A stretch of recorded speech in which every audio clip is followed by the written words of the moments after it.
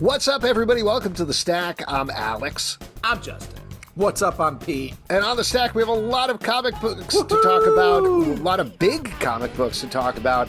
So let's get into it with a huge one, a mashup of epic proportions. Aliens vs. Avengers, #1 from Marvel, written by Jonathan Hickman, art by Esad Ribić, or Ribic. I'm not 100% sure. I apologize. Regardless, you know what's going on from the title, right? It's just your typical straightforward mashup of aliens taking on Avengers. Just kidding. It's Jonathan Hickman, so of course it goes absolutely wild pretty much from the get-go. So spoilers, because we can't really talk about this without explaining what the actual concept of the book is. And I will say, I do think it is interesting that Jonathan Hickman was like, yeah, I'm going to do a Doom one-shot with Sanford Green. It's just going to be super cool and funny. He's like, nope, it's the end of the universe, and it's mostly a Valeria Richards comic book. And he's like, yeah, I'm going to do Wolverine Revenge with Greg Capullo. It's going to be like Wolverine going on a rampage. You're like, cool. And it's like, nope, Magneto dies, crashing into Canada, and Wolverine is getting attacked by Colossus and Deadpool. And here we get Aliens Avengers, which should be like the most over-the-plate concept ever. But instead, it takes place in the far future, starts with an older T'Challa who discovers a universal conspiracy to wipe out whole civilizations using the xenomorphs.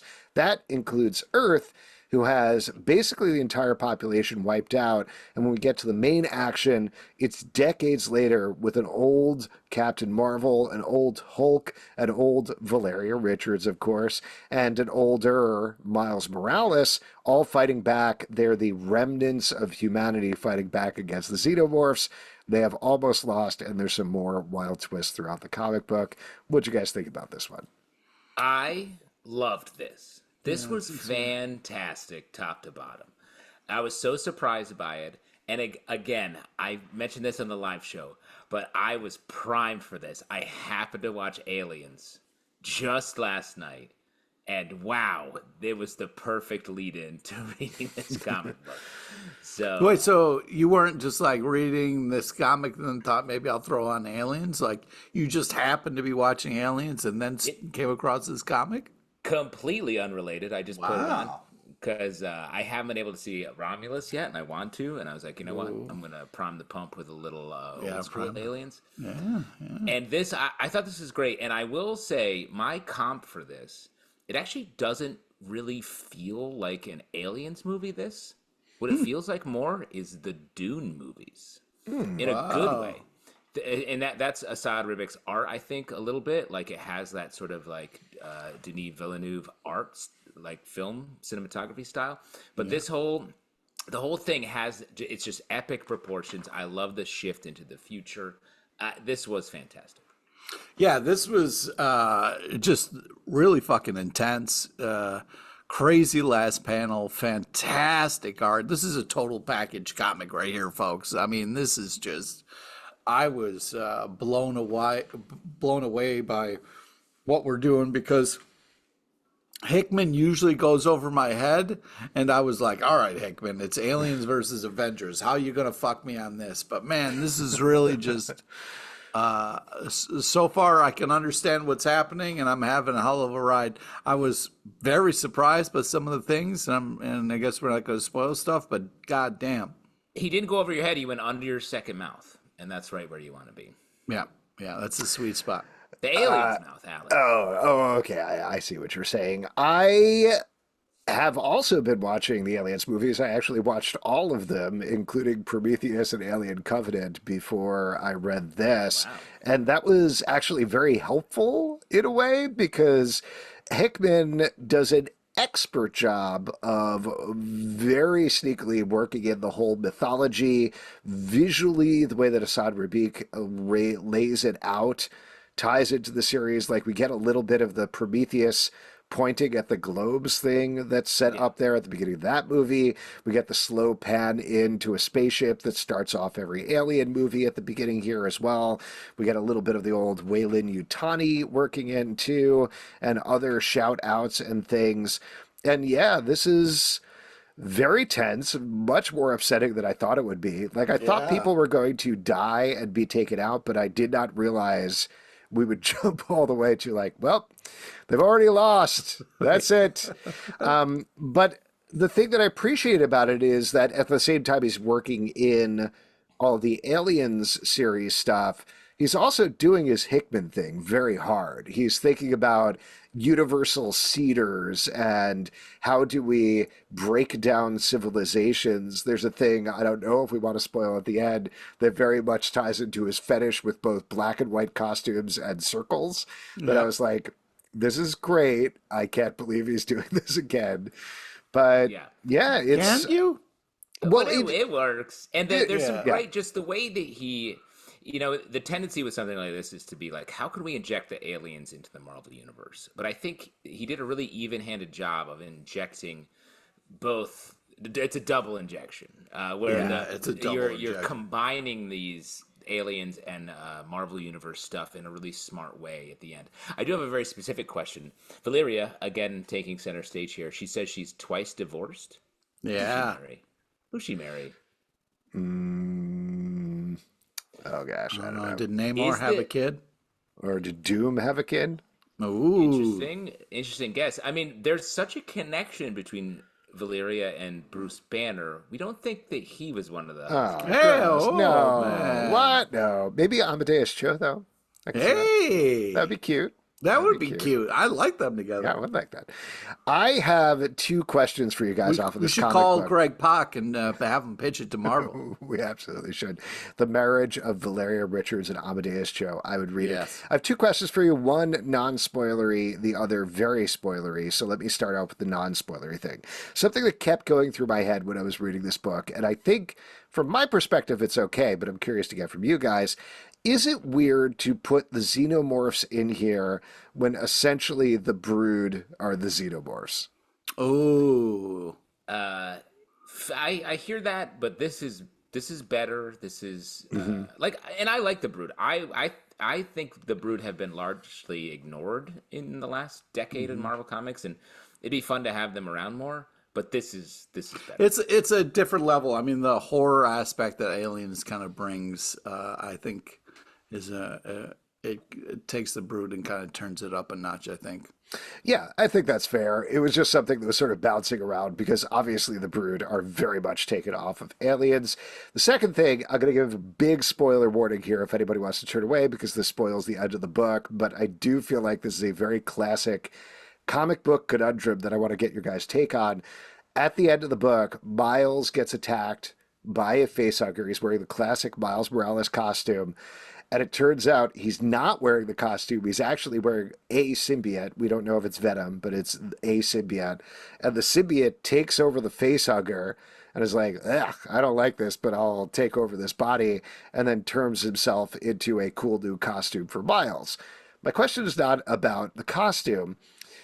The character who we're meant to assume is Wayland, though I have a theory about that we can talk about in a second, says like, I guess symbiote trumps xenomorph. What do you guys think about that? Like, just in a classic comic book fight scenario, can the symbiotes from Marvel Comics actually take the xenomorphs from Alien? Like, in a fight? Yeah. I think so. Because here's the thing. It's such a rule in the Aliens world that, like, once that xenomorph is on your face, you're dead. And I'm like, okay, why? Just because it's got really strong little crab legs? Because that's what they have. Do they have like a tick will actually glue itself to your body? Is that what we're dealing with? So like, it's one of those rules that I think makes for it's a hard fast, like you get bit by the zombie, you're a zombie. And I think that's a cool rule for the world, but I like that they upset it here and used the symbiote to get the win.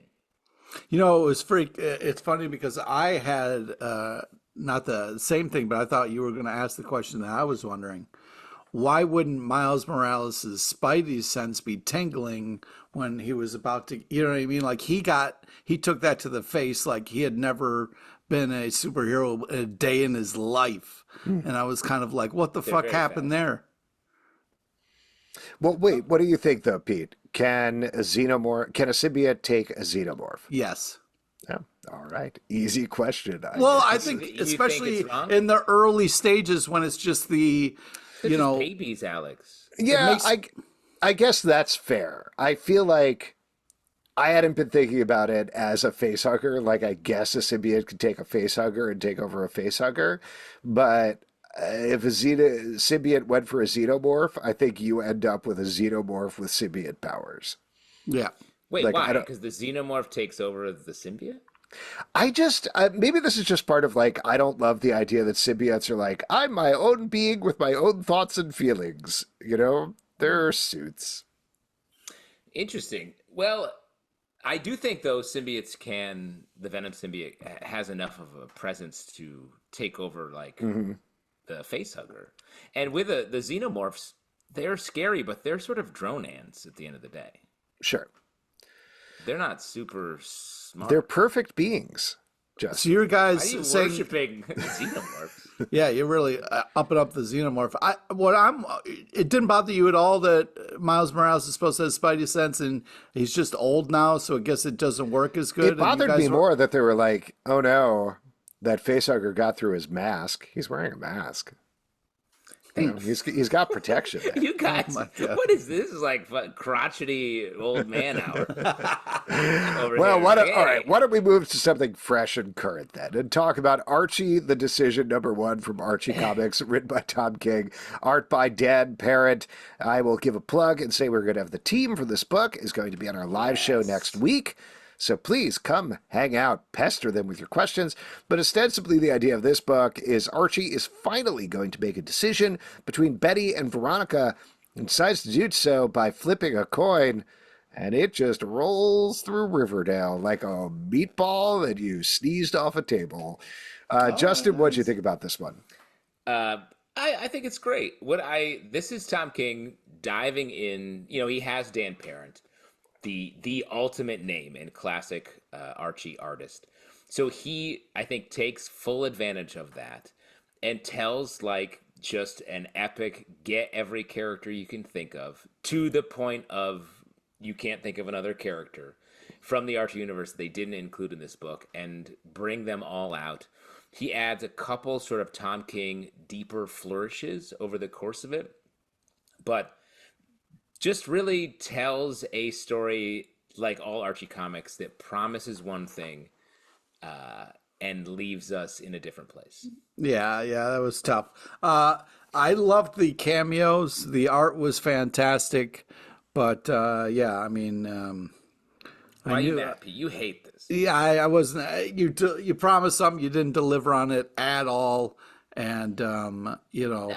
Yeah, but I think that's the point here of this is the end. The end is purposefully the point of calling something. Well, I felt so bad for Betty and Veronica because finally they're going to get some forward movement in their life, you know, and it's just like, Jesus, you know. Yes, I feel the same way when I'm like, the Punisher should really deal with his issues with his loss of his family. As long as we can get him to that, that's when the fun really begins, because he's a stable person again. I hear what you're saying, Pete, that you're expecting. It's called The Decision. He says he's finally going to make a decision. That's how they sold it. The spoiler here, he does not make a decision by the end. But that's the point. It's a meta. But yes, it's a meta. To Justin's point, once I realized, oh, this isn't going to happen, Jughead drives it home by saying a Kierkegaard quote that I'm going to absolutely not remember at all, but essentially boils down to, we spend so much time worrying about the point of our lives, we miss the point of our lives is essentially what it's about. And that's what he is getting at with all this thing, that like, it doesn't matter who Archie chooses, Betty or Veronica. That's not the point. It's not the end result. It's the journey, how we get there.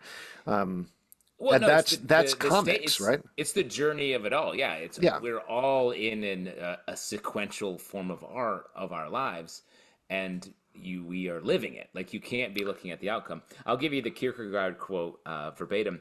Human understanding has vulgarly occupied itself with nothing but understanding, but if it would only take the trouble to understand itself at the same time, it would simply have to posit the paradox. Jughead drops that on the last page of this comic book, and that's some Tom King shit right there. I really liked, I mean, talking about another melding thing like Aliens versus Avengers, I thought this did a very good job of melding Tom King's sensibilities and Archie Comics sensibilities. And I ultimately appreciated the fact that he tried to lean into this being an Archie Comics book rather than forcing his Tom King on it and being like, we're going to change everything forever. Yeah, it felt very Archie, which was nice. I didn't really, you know what I mean? I wasn't like, oh, this is clearly Tom King, which is impressive. It was clearly Tom King, though. There's 9 panel grids all over the place. There's anyway. I mean, this felt like sort of a logical extension of his work on Love Everlasting, which is sort of investigating the romance genre in general. This felt like to step out from that book and into the Archie universe and deliver something that sort of points to it. Like, I think the purpose of this book is to, rather than be a change and sort of like a defining thing of Archie, it's arms reaching out and pointing to Archie itself and being like, this is why you like this, because of this. It is what it is because you like it. And having that be a commentary on life. I can't help but feel a little bit like Charlie Brown with the football, where I was tricked again, you know, and I was just kind of like, man, I can't believe I keep falling for this shit. I would love it if Tom King would write a Charlie Brown comic where he finally kicked the football. I think that would be very satisfying. The kick.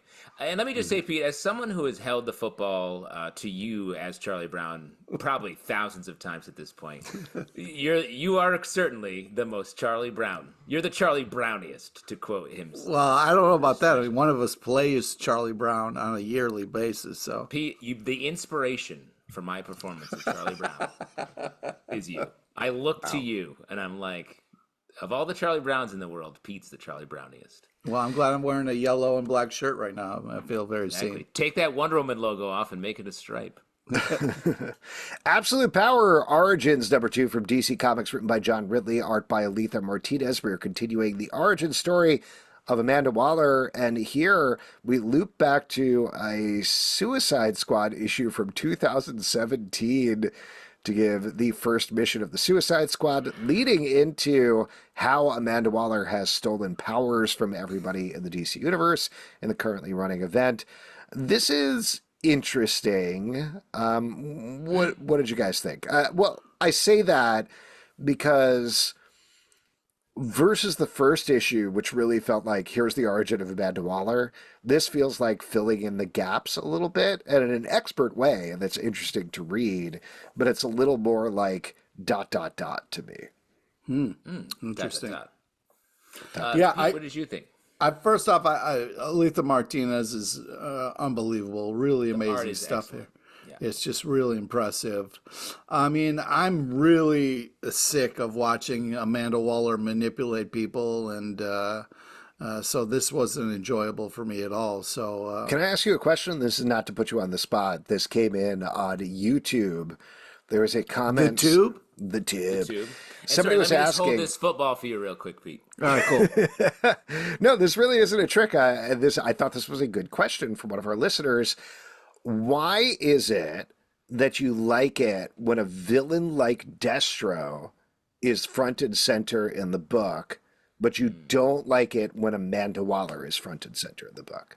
Well, I think there's a couple things. One is, Destro is a character that is evil and over the top and these kinds of things. I think Amanda Waller represents an average person in a superhero world. And the fact that, it's holding up a mirror to society a little bit about how we manipulate people and push agendas. And it's this kind of thing of when Waller does it, it's just like big corporations winning or whatever. It just it irks me. You know what I mean? Where I'm just like, God, I don't like this. It's really interesting, Pete, because the Destro book is about how he runs a giant corporation that is manipulating things. Because I would boil it down even further. This is what I think, so tell me if I'm wrong. Yeah. I think Amanda Waller lies to people and manipulates people. Destro is like, I'm here. Yeah, I'm bad. Yeah. And Amanda Waller is all about subterfuge and truly manipulating people. It's something that I think bothers you. Yeah, and it's also like, she's tricking this robot into thinking that she's telling the robot the truth, but she isn't. You know what I mean? So like the fact that she's wielding power in a negative way, but also like lying to people, but making them think that she's looking out for them. I think it's this abuse of power, and it comes down to this absolute power title that to me is just evil on two separate levels. Where at Destro, you know is evil, you know what you're going to get. Where Amanda Waller is evil on many levels, and it's I go for my comics. I like some escapism. I feel like this is just kind of a little bit too much. What do you think about reality. movies like, I don't know, The Pelican Brief, that also similarly deal with corruption in a very realistic manner? Man, I haven't seen Pelican Brief in a minute, so yeah, I'm like is Ben Denzel? Affleck? Julia? Julia Roberts. Great A lot of pelicans in those. Yeah, I gotta watch that. The again. Pelican fight at the end is like great. I know, Like, it's honestly brief too this. brief. Oh, it's Oh boy, you guys! the pelicans. It was a race for that Brief joke. pelicans. Brief. I want more pelicans. I say, but let me say on this. Yeah. I have the opposite take. I like Amanda Waller as the villain here, and the way they do in this book, which is strange, and shouts to John Ridley for his writing on this, is they have a lot of her like just coming together, bringing sort of this team of misfits together, Suicide Squad, and it really draws a line from her doing her normal nonsense thing to this much larger plan of taking powers, and you see how it develops slowly as opposed to her being a master planner. It feels very like she fell into this in a way like a lot of decisions are made. Shouts to Johnny Sorrow, the dude in the red suit with the floating mask face. Oh yeah, Oh, yeah. I haven't seen Great this villain. random villain in a while, and weird to have him just hanging out with everybody else. But the other thing I was going to say that I really liked about this is incorporating Amanda Waller's personal life and how she is exercising her control in the same way she does against superheroes with the actual people in her life. And that, I think, just gives us the real window into the character and fleshes her out in a way where it isn't just naked manipulation that bothers you, Pete. This feels like a whole person who her whole life is like, I must have control. I keep fucking up everything all the time because I need to control it. Yep. BRZRKR, The Lost Book of B, #1 for Boob Studios, written by Keanu Reeves and Matt Kindt, art by Ron Garney. This is the original team on BRZRKR back together for one shot, where B comes face to face with Genghis Khan and gets hooked on the old the opium, if you will. yeah. This book As it's was known on really the street as the old pro opium. This book was really like. I don't Hey, think it Pete, was pro-opium. It was kind of like, hey, Here's- if you got things you want to forget, you got some problems, just I don't smoke think on that the was O. pro. I don't think that was positive. And I would argue, I think this is a very sort of small or expected spoiler. He gets over his opium addiction by savaging his body to the point where none of it's left so that he can start a new body that doesn't have a physical addiction to opium. Yeah. The main thing that I really liked about this is just having Ron Garney back on the character. Nothing against Matt Kindt or Keanu Reeves, but I think we've been seeing some phenomenal BRZRKR one-shots. The standout here was not that we're getting a new voice like Mattson Toplin or Jason Aaron or something like that, but instead getting like, oh yeah, Ron Garney just draws a killer version of this character. Oh my god, yeah. Agree, Yeah. and I love the there's just some smart moves in this book. The take on the Trojan horse as a ball of corpses. that's Oh my flung over a God, that wall, was insane. I thought was awesome and funny / horrifying in a great way. I think that's what these books do so well, is just smart ideas. It's like the Deadpool as a character. The negatives about Deadpool is like he's unbeatable. And so it harms the stakes all the time. And I think this character, BRZRKR, has the same issue. Like, he's sort of undefeatable, and we also know what happens to him. So these are all prequels, technically. But I think they do a good job of knowing that and still telling great stories. Yeah, I also really like this whole thing about the invisible cage where he's like still in prison, but he just can't see the walls, which I thought was a really cool thing. Universal Monsters, Frankenstein, #1 from Skybound and Image Comics, written and drawn by Michael Walsh. This is the third series in the Universal Monsters series of series, and here we are getting to see the origin of some of Frankenstein's monsters' parts. Pete, what's up?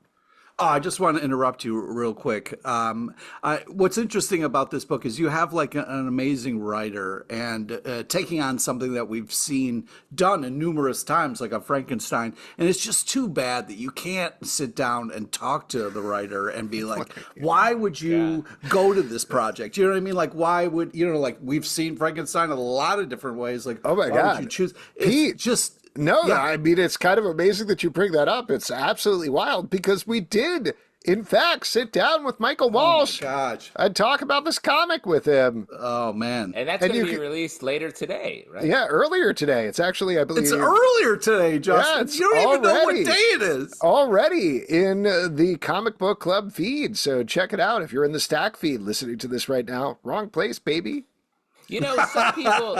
Some characters, as we learned, are addicted to opium. Pete's addicted to saying whatever he just said to Alex on this podcast. That's his weird addiction. Well, anyway, we did talk about this to Michael Walsh, but I will say I thought this book was great. I think this might be... And I will tease that we've read the second issue, but without getting into spoilers, I think that pans out really well there as well. This is my favorite of these three series so far. The first one I thought was gorgeous, but very straightforward. The sequel to Creature from the Black Lagoon was very cool as well. Really well done. But this just dives into the horror of Frankenstein and Frankenstein's monsters so well through the lens of this boy whose father's hands have been stolen by Dr. Frankenstein. It's great. Well, to give a little bit of the premise, each issue focuses on a different body part that makes up Frankenstein. And I think that is so smart. It takes the other books have been good and great, like especially artistically. But I think this is the first one that really brings a fresh perspective to the universal monster that it's covering, and feels just so good to read while still using all of the classic elements, especially visually, that we expect and want from something like this. It's just such a great story. It's so emotional at the same time that it's hitting all of the "it's alive" beats that we want to hear. Yeah, I was really impressed with how I've seen this story done a lot of different ways over the years. And Pete, you are a Frankenstein, right? Well, thank you. Yes, and that reminds me, the doctor, not the monster. He's No, I'm the monster. He's the doctor and the monster. He brought himself back to life. Dr. Monster. I just think it's one of these things where it's impressive the kind of emotional beats that he has in this book. That was something that really caught me off guard. I was really impressed with how immediately I became attached to, and I'm trying not to spoil it, but some really touching moments in this book. Really good stuff. Great colors as well throughout here. So definitely check it out. Marvel. It's one of my favorite Frankensteins, right after Frankencastle. Boo. Marvel 85th Anniversary Special #1 from Marvel, written by Ryan North, Iman Vellani, and Sabir, Pirzada, Alan Davis, Priest, Yuji, Kaku, and Steve Skroce. Art by Joshua Cassara, Stephen Byrne, Alan Davis, Carlo Pagulayan, Yuji Kaku, and Steve Skroce. So this is the next in the annual oversized issues celebrating Marvel Comics. We've gotten a couple of these before. The format before has been like a series of 81-page, maybe 2-page stories. This takes a little bit of a different bent. The conceit is that Wolverine and Deadpool are on a mission in the 85th century, and they visit a museum that's looking back at the history of the Marvel Universe. So we get a couple of apocryphal tales from throughout time. I thought this was very fun. I really did like the focus of the stories here. And throughout, it's good stuff. I mean, particularly like Steve Skroce doing a Contest of Champions story is a blast. I geeked out on Alan Davis doing an Excalibur story. Of course you did. Of course I did. I love that. I love it. So great times. And then also having Iman Vellani and Sabir Pirzada do probably one last Miss Marvel story I thought was very nice as well. Yeah, I was also really impressed with the art style. A lot of different really cool takes. There's one in particular with the colors, and it's almost like a manga style story. Really awesome, really impressive. But yeah, I just felt like a tour. It was such a fun end for this kind of vehicle to tell this story. So I was really impressed with how funny the tour was, and the fact that Wolverine and Deadpool are there, and the tour guides like misquoting the Avengers Assemble line, which was that's just fun. They're having a good time. So yeah, I just felt like they did such a great job, brought in a ton of great talent, and they really executed it well.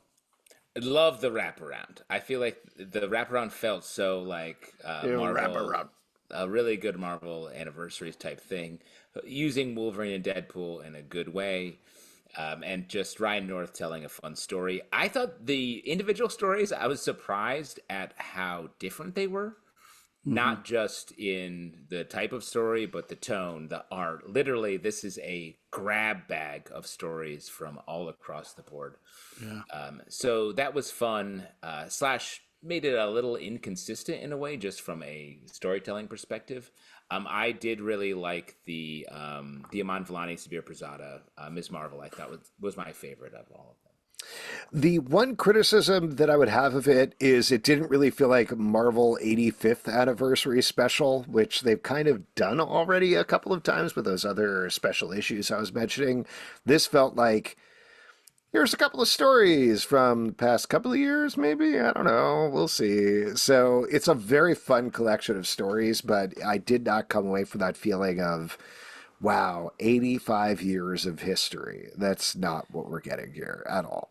Yeah, it's more of like just a fun story as opposed to looking back at the history of Marvel, sort of honoring any bit of it. Yes. Well, let's turn to something that maybe goes in an opposite direction from what we're talking about. 0 Hour 30th Anniversary Special #1 from DC Comics, written by Ron Marz and Dan Jurgens, art by Daryl Banks, Kelly Jones, Tom Grummett, Norm Rapmond, Jerry Ordway, Paul Pelletier, Howard Porter, Dan Jurgens, and Brett Breeding. Similar to the Death of Superman special that DC did last year, I want to say, maybe early this year. Time has no meaning anymore. This is not reprints, but actually a new story that goes back to 0 Hour from 30 years ago. The event that was overseeing the big villain was Parallax, the evil version of Hal Jordan.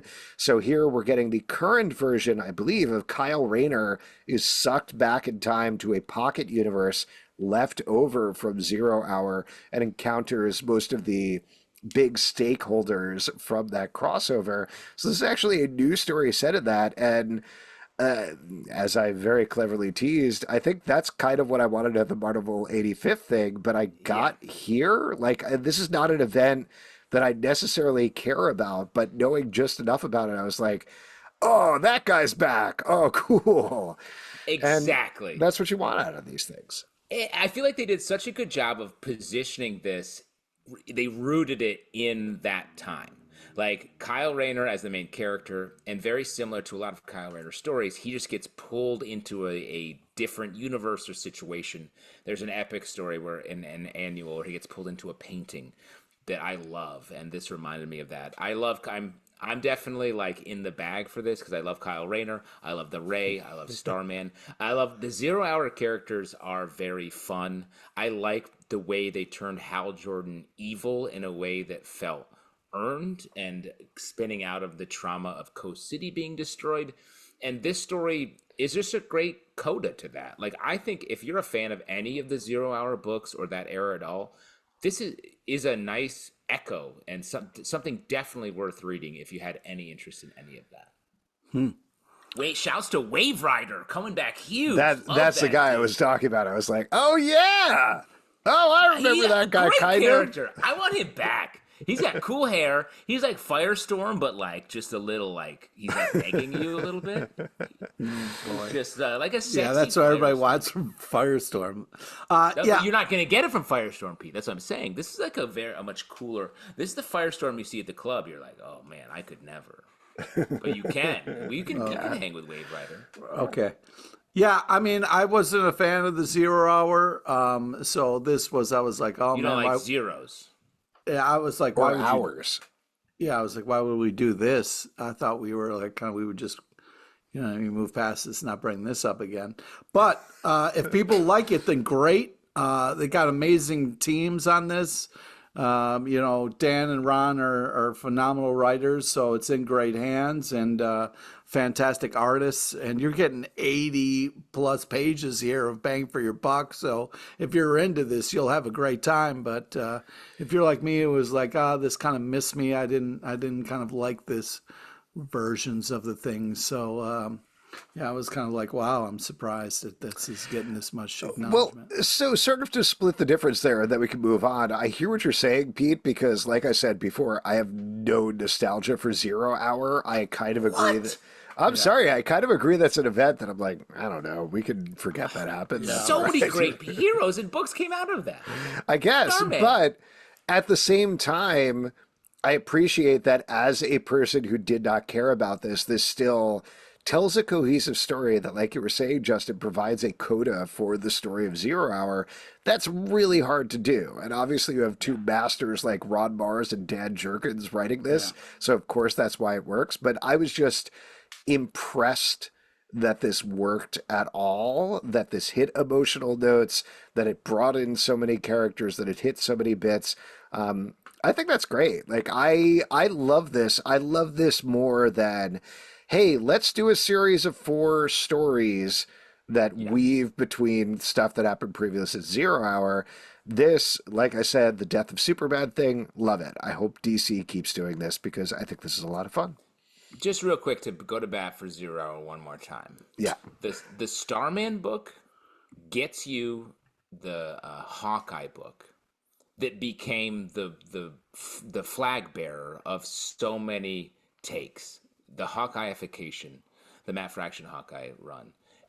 That I think there's a clear line you can draw. What? The Starman comic that James You Robinson can't did, say 80 issues. Starman was responsible for Hawkeye. That's a crazy in the pants statement. I can say that because I do think it led to like sort of a personalization and a very like a nostalgia driven take on a hero, moving it from like using a legacy hero to put him into a place. I think that is led to a lot of the ways that both Marvel and DC looked at a lot of their characters, but even more specifically Marvel and the Hawkeye run.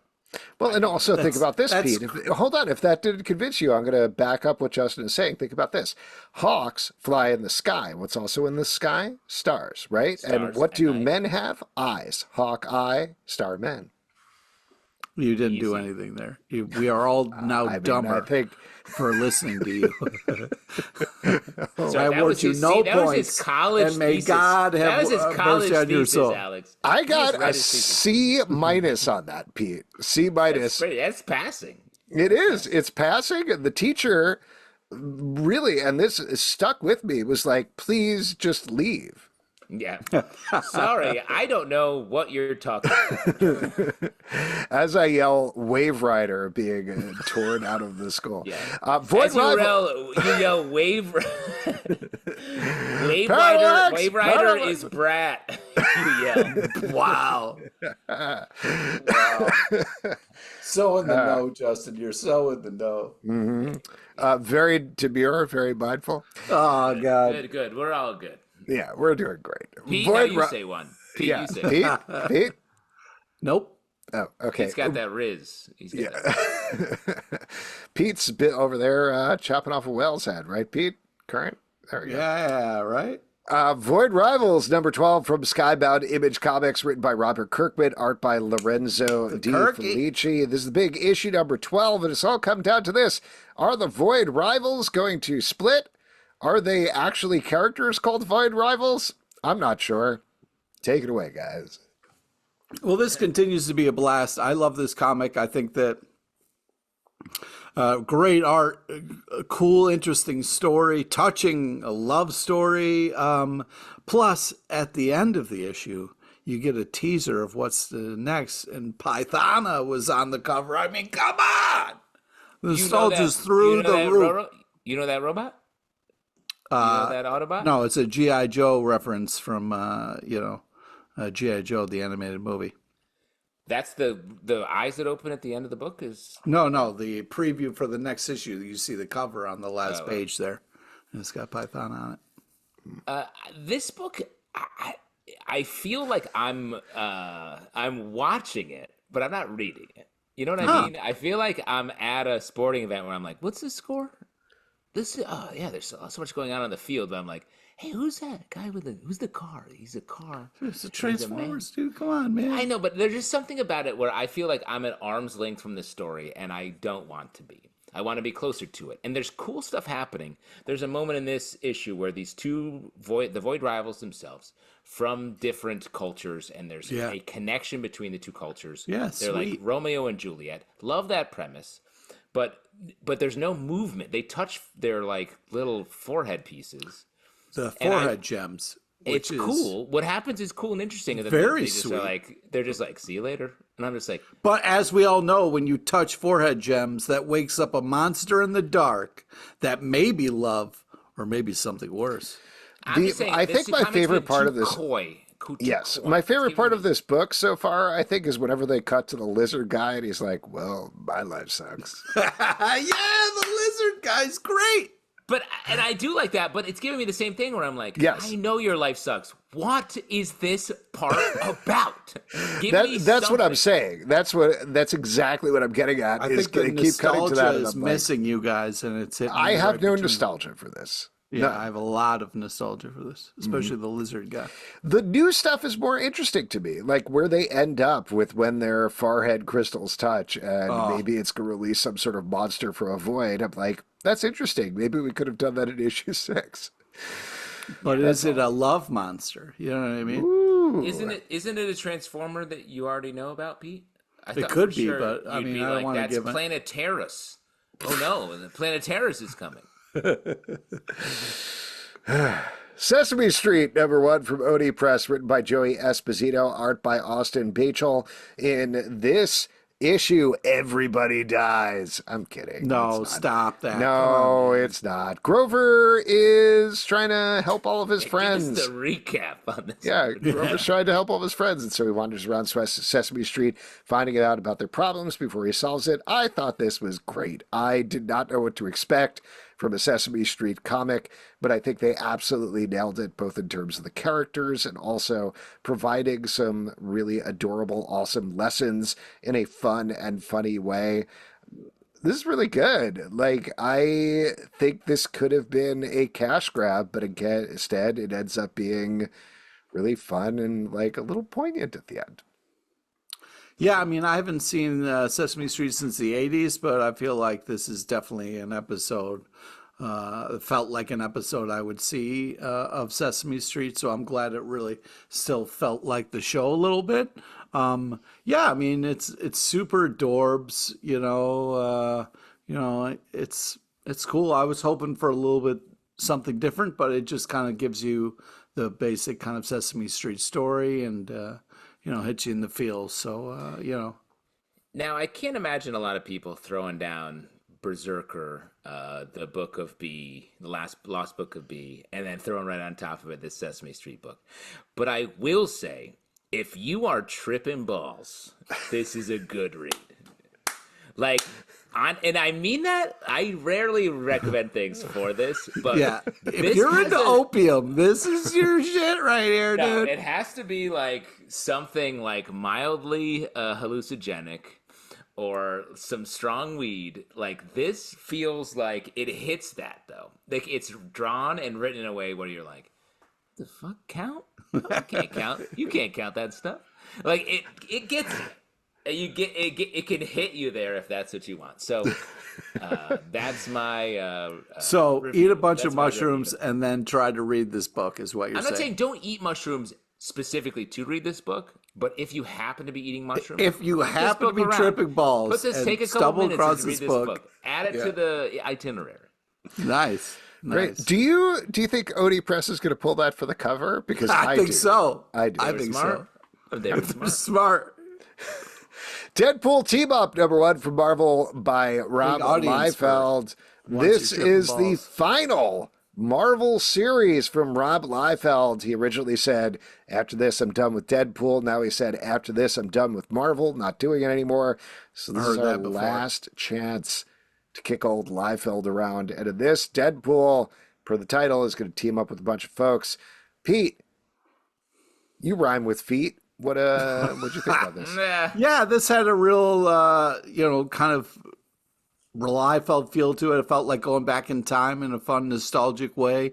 I enjoyed the team up, great banter, having some fun with dragons. This is a good time. I'm not sick of Deadpool and Wolverine yet, so I thought this was a blast. That's my favorite type of review. I'm not sick of this yet. Give it a shot. It's interesting. The cover promises a lot more teaming up than we get into this book, including his character, who I forget his name. He's like Soldier X or something. Remember? But so this, Remember. it's interesting. What this showcases what Rob Liefeld's version of Deadpool is. Yep. Which is like, hey, I ripped off Spider-Man and gave him swords. Because, like, the comedy is dulled down to just, like, a couple occasional quips. And it's mostly him just, like, cutting stuff and, like, sort of But that's chuckling about how the comic started. This is exactly what it was. Right, but I would argue that Deadpool has progressed to something better and different. And it's interesting. Agreed. And I say, like, I'm not trying to, like, criticize Rob Liefeld too hard here. But it reminded me of, like, what his intention for Deadpool was when he wrote it. And why, like, there's so much fighting over, like, oh, who created Deadpool? Rob Liefeld created Deadpool. This is not the Deadpool that is the star that we know. This is a proto version of it. Right, but this is where it started from the guy who started it. He's not going to write new Deadpool. He's going to write the Deadpool that he loves and knows. You know what I mean? But I would say it's a different character. And I don't think people who are fans of current Deadpool will come back and be like, sick. Man. Well, it's fun to see where it started to where it is. You know what I mean? And I think that, like, you can't go to Rob like, yo, I know you started this shit, so, but when you write it this time, make it more like today's Deadpool. That's what I'm not saying. Can I interrupt for a second to give a shout out to two newsletters in particular? The first I will mention just apropos of what you guys are saying. Tom Brevoort's weekly newsletter is great, but he made a comment a couple of weeks back, I think, about Chris Claremont, and he wasn't saying this dismissively, but somebody was asking about. He's talked a couple of times about, like, bringing writers back for subsequent runs and why he thinks that doesn't work. And he called out Chris Claremont in particular. He was like, Chris Claremont, amazing, and I'm paraphrasing obviously very heavily here, but he was like, Chris Claremont, incredible X-Men creator, incredible writer. Whatever version of his characters that he created back in the day, that's his characters, and those characters have moved on. So if we're going to have Chris Claremont write an X-Men book, it's not going to be a current X-Men book because that's just not what he's going to write. Instead, we're going to do something that is set back in the day, so he's going to do that. So I think that ties into exactly what you're saying about 100%. Rob Liefeld, except for the fact that Rob Liefeld ostensibly is setting it in current continuity, so he's just like, I'll do whatever I want. It's not a legacy book. It's a current book.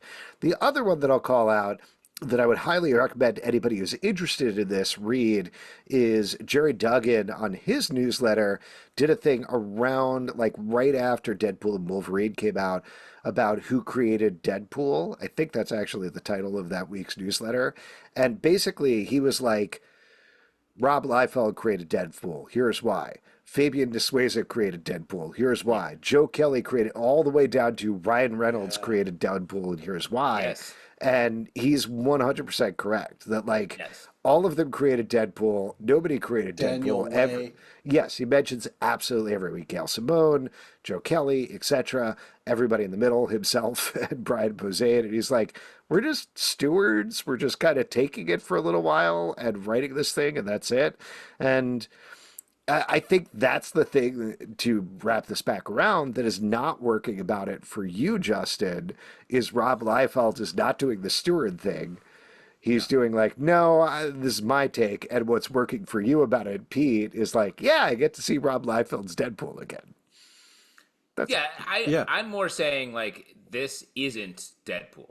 This is a proto version of it that That's you what it can used to be. It started out read as. and enjoy if you like that sort of thing. And I will say, like, I like that where he lands this story, and at least he's taking it into different places as opposed to just doing something that we've fully seen before. Absolute Power, Task Force 7, number 5 from DC Comics, written by Alex Pactadal, art by Pete Woods. In this issue, we are focusing on the speedster Amazo robot who is trying to chase down Barry Allen, the one remaining speedster in town. He has taken everybody else's speed. Another great issue of this book, super tense, as Barry Allen tries to spend one last moment in between seconds with his wife before his speed is taken away. I think the series is fantastic. You want to talk about things you should do while you're tripping your face off. This, the art in this, I thought was very tripped out in fun ways. So, if you've already eaten the mushrooms, here's another one to kind of put onto your list here. Are you thinking of the this Shroom one Stick. or the Flash issue? Both. Oh, okay. I think this book is batting so far above expectations. It's crazy. I've been loving this event, and this book is just giving us snapshots in little areas to flesh it out. But the stories are so emotional; they're so keyed into the heroes that they're featuring, while still carrying the story forward. Like this Flash versus the Flash Amazo is so good, and it's told not even from Barry's perspective. It's told from the bad guy's perspective, and that makes it so much better. And then we pivot to some Steve Trevor stuff that is nice and sort of pushing the mystery along. But DC does this a lot with their big events where they have like the main story which jumps around. But this has been by far, of the last multiple decades, the most effective version of that, because the stories are so good. Yeah, I agree with Justin. Like, it's nice to see them catering stories to evil robots, you know what I mean? So, like, giving it that perspective, so all the bots that are now reading comics have something to relate to and to kind of like... Exactly. You got a nasty Roomba in your house? Give him this comic to Yeah, read. exactly. Yeah. And I mean exactly. a nasty Roomba. Oh, Those yeah. ones that I doesn't do always... shit. I feed all of my comics to my Roomba. Smart. Yeah. Smart. Page, you turn the page and let him run over it. Oh, God, no. I can't do this bit. It hurts too I much. knew it. All right. I needed to push it far enough until you got upset. Oh, man. Convert, number 1 from Image Comics, written by John Arcudi, art by Savannah Findley. We are following an astronaut who's just there to draw and paint, and then everything goes horribly wrong when he is stranded on an alien planet, slowly starving to death. There's a great amount of tension here. This is not exactly the same thing, but if you like The Martian, I think you're going to like this quite a bit. It takes it into crazier sci-fi dimensions. Talking about the movie with Matt Damon? Or the book. Either Oh, way. you mean Marvin the Martian from Bugs Bunny. Oh. I thought you were talking about March of the What does he Manhunt. say? What does Marvin the Martian Marvin say? say? Yeah. I don't know, like... Exterminate! Is that? yeah. No. Does he say that? That was, I don't know, you kept asking us, Yeah. and I knew you knew. Plutonium. I It says don't- plutonium a lot. Plutonium! There we go. Nice Oh, shot. there it is. Best impression. I think this is creepy, but also the amazing art. I mean, this art rocks really hard. Epic panels that showcase this kind of planet and world. Interesting story. Yeah, more please. It's creeping me the fuck out, but I also am enjoying it. If you're a fan of Scavenger's Reign, an animated show on... look at that you. started on Max, has recently moved to Netflix. Not flexing on us right now, bro. Not a flex, just recommending something I love. Sadly, I was hoping it was going to maybe get a second season on Netflix. Fairly, and not enough people are watching it. But if you have been a fan, I would highly recommend it in a sort of haunting people on an alien planet facing down dire circumstances in a great way. This book is a lot like that, and I enjoyed it. Hello Darkness, number 2 for Boob Studios, written by Azam Rarjo, Frederick Hornung, Wes Craig, Robert Hack, and Garth Ennis. Art by all of those folks and Becky Cloonan. Garth Ennis does not do the art. I'm just not going to read everybody's names again. This is what? I was going to say, I bet this scared the shit out of Pete. Oh, man, yeah. Oh, dude. First off, anybody else, when you hear Hello Darkness, you got to sing the rest of it in your head, or is that just yes? Me? Okay, just yes, actually, every time I read the title of this book, I go, "My old friend." Yeah, thank you. Okay, I'm glad I'm not the only crazy person. Of course. Yeah, this scared the fuck out of me, especially the clown shit. Oh my god, that parent. I mean, I don't have children. I'm not a parent, so I have no business making this comment. But you do. You are a murder clown, right? Yeah. No. You've been clowning for a while. No, I'm too scared of clowns to be a murder clown. But Pete's, by the way, he's being very modest. Check out downtoclown.com. No. Hire Pete. Please He'll come don't. over. He will Please fucking don't. kill your kids. And he doesn't. I mean, you guys got to agree, as parents, this parent did a horrible job. Like, you can't just let some creepy clown into your house. You know what I mean? Especially when you call and then they say they like name your child and how old they are when their birthday is. No, I mean, come on. They know my child. When you set up an event for kids, like, you don't back out in the middle. Like, I get why the parents. You don't have to let the evil clown into the party, though, bro. You know what I mean? Yeah, but once you're there, once it's all happening, you can't. It's hard to really put the. Don't make me think you guys are bad parents. Please don't. Not bad parents, but seems like you are. If you're letting evil clowns into your birthday parties, you gotta let the clown in. All clowns are. No, you don't. Evil. Oh they came all the way there. They put on makeup. Dude, they honk their nose. When they murder your family, you can't be like in the interview afterwards. Why would you? Well, they came all the way down. I mean, they packed into the clown car. What was I going to do? How much, Justin, as a fellow parent, after they murder all the kids, how much do you tip them? Like, you gotta tip them 20%, otherwise. Exactly. Otherwise, give you on down to murderclown.com. Oh my no! Great site, by the way, Pete. I also enjoyed the fuck you. I also really enjoyed the werewolf and vamp story that happened later. I continue to think this collection is great. We have a lot of horror anthologies right now. This one is really impressive. The pinups are great as well. The variety of art is excellent. The Wes Craig story. Yes, dude. Just some good Wes Craig art. And man, Garth Ennis and Becky Cloonan's story, which is about just regular kind of hipstery folks dealing with the nuclear end of the world, is so unnerving to read. Like, it's an entirely different type of horror from Murder Clown Comes to a Birthday Party, and it's so impressive. And this book runs the gamut. The Murder Clown story is legit scary. Like, the pages, the images are scary to look at with your eyeballs. Then the other end of it, the Garth Ennis, Becky Cloonan story, is the tension. It's like a boiling from the bottom of your spine as you read it. So I love the variety. It's very good. Yeah. I also, the werewolf, vampire story, which I don't think we're talking enough about, is really settles the debate for me of which would you rather be, a werewolf or a vampire. And what did you land on? Clearly werewolf, because when the guy or person turns into a bat, werewolf can just jump and but you only got a couple of days in the month to be cool, Pete. That's a good point. Yeah, so it's a werewolves scheduling also. Problem. It's a scheduling thing. Die. Vampires are forever. Well, and let me throw out there, both have scheduling problems, because vampire, nighttime. Werewolves, only a couple days a month. Yeah, but nighttime's cool. Like, you can go to the carnival or whatever, and it's all lit up. Yeah, that is the coolest part about this. All the lights. Nighttime is cool. Nighttime You is go to the carnival. There's no better time to Carnivals go to aren't the open carnival during than the day. nighttime. Talk about great what do you- parenting. Yeah, totally. Down to the night Phases. carnival, kids. Yeah. Phases of the Moon Knight, #1 from Marvel, written by Erica Schultz and Benjamin Percy, art by Manuel Garcia and Rod Reese.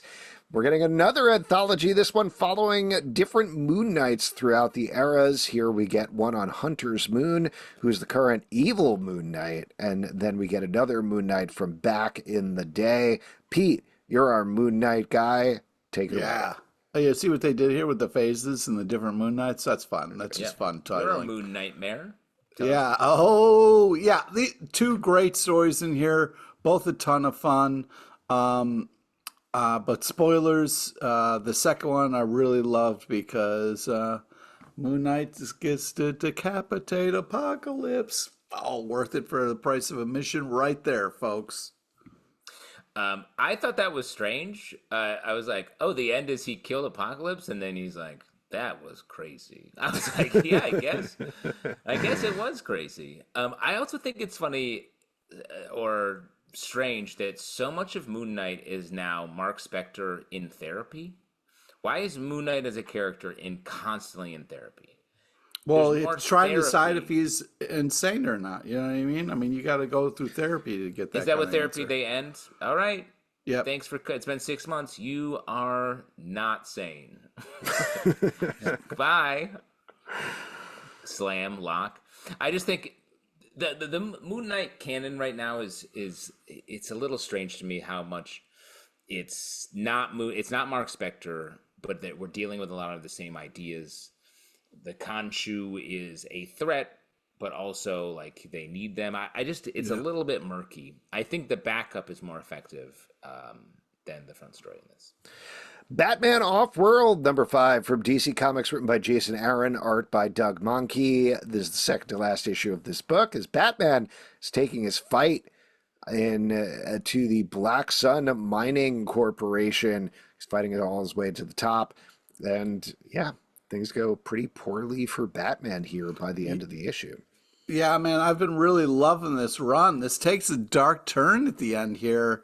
But yeah, this continues to be great. Batman is kind of like spinning out in space here. He's really questioning his life choices and talking about therapy. You know what I mean? It's a real issue, Justin. You know, a lot of people are struggling with it, all right? So, you know, I think it's a real human issue here.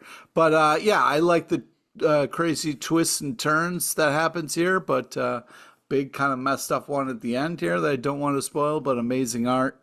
This continues to be fun to see Batman kind of out of his wheelhouse and kind of struggling.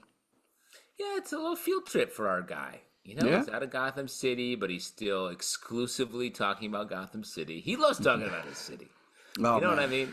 You can take the Gotham out, but you can't, you know, really take it out of there. You It's know like, what I mean? Pete, you live in a small town in Pennsylvania. I'm sure that enters 98% of your conversation. Right? Sure does, You're man. always talking about like the darkness, the rehabilitation, the changes in crime. Yeah, Where you are. always. But I do like this book. The Doug Mahnke art is so good. Yeah. And I like getting Batman out of the comfort zone, and that's what this book does so well. The Sacrificers, #11 from Image Comics, written by Rick Remender, art by Andre Lima Arujo. In this issue, we are once again flipping it back to the daughter of the sun god who has been essentially banished to Earth. She has been taken in by a pigeon family, specifically it seems to be the lost family of Pigeon, the other character that we are following in alternate issues. Things go wrong again, I guess. Continue to. I mean, it's a reminder book, so yeah. Yeah, I mean, this is awesome. But what's nice is it does bring up a good idea. If you get lost in Central Park, you know, just to have the pigeons raise you, you know what I mean? And they'll do that. They're nice. They take people in, you know what I mean? You just got to get really good at eating bread fast. But I just think that this is a crazy good issue. This really kicks a lot of ass. I love the art, love the story, and the world it creates here. Shit is getting intense in this book, and it's revving up, and I can't wait to see what's going to happen. I'm nervous. I've been trying to work on eating bread faster for so long because I would love to get taken under the wing, the literal wing of somebody. Take Peace course. Yeah, it's all in the neck, bro. Yeah, pigeon life. See, Pete's bread faster course is great. Check out that at your local CrossFit gym. What I like about this book is it's issue 11, but Rick Remender is clearly settling in to tell a good long story here. Yeah. This is he's really built out the world a bit.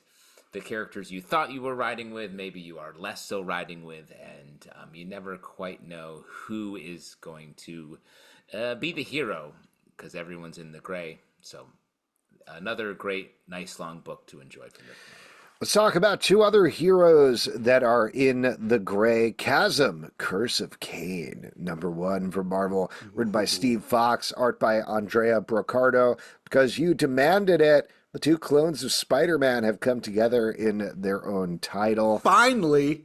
While Chasm and Hallows Eve rob a bunch of kids, Cain is trying to track him down and see if there's any good left in Chasm. But there's some other forces that are aligning against them. Justin, you're our Clone Saga guy. What do you think Justin. Honestly, I like this. I mean, these guys are on the edges of a sort of large Spidey world, but this book does a good job of sort of demarcating the differences between them. I think Cain has gone from being like sort of a villain, sort of a sad character, to being like a legitimate hero character as the Scarlet Spider that we get here. And Chasm sort of again shifted from being a villain to someone who is like figuring it out, and we don't exactly know what to take of him, especially Hallows Eve, a character we've come to love. The villain that's established in this series, I could not have predicted in a long shot here. I mean, I really love Hallows Eve, and I was really kind of disappointed to find out she's dating who she's dating in this issue. I was kind of like, Hallows Eve, like what? That's been her whole thing. That's thing. how she was introduced. That's her whole plot line. Yeah, well, I don't like it. I think she's better than that, and I wish she would make better choices and move on. He's a Peter clone. Peter Parker, irresistible. Yeah. Nope. He thinks she should be with another Pete. Right, Pete? The page. Not to toot my own horn here and write myself into a comic, but I do think that she can do better. I should be her boyfriend.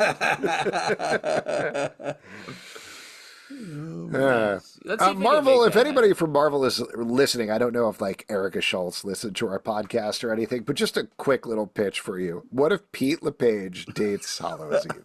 Come on. Not bad. That would bring up a lot of interesting story points, right? Yeah, it'll be fun. Yeah. I like this too a lot more than I thought I would. It bothers me the amount of Peter Parkers that are wandering around New York that just does not work for me as a whole story thing. But if we are going to do it, I do think Steve Fox does a good job of differentiating Chasm and Cain.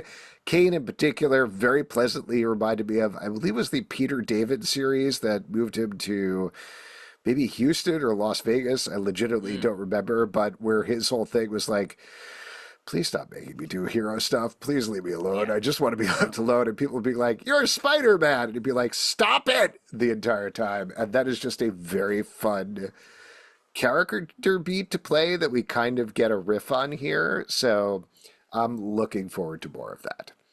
Yeah. The Nice House by the Sea, #2 from DC Comics, written by James Tynion IV, art by Alvaro Martinez Bueno. Picking off the huge cliffhanger at the end of this last issue, we found out that The Nice House by the Sea is actually not an entirely new series. It is directly connected to The Nice House by the Lake. Those characters showed up at the end of the last issue.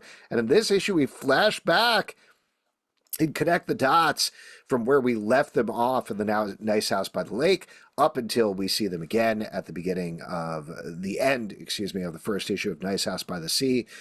Great stuff. And then there's another wild cliffhanger at the end of this book. I The first series was fantastic. The art was great. The tension was great. But there's a very different tone to this series, and I'm Yeah. loving it so far. Agree. Yeah. I really enjoy. I'm loving it. Nice. I really enjoyed the first series, and the fact that this one was sort of billed, or at least we thought it was going to be something completely new, and then is clearly just a great sequel series. I think is an excellent, strong choice.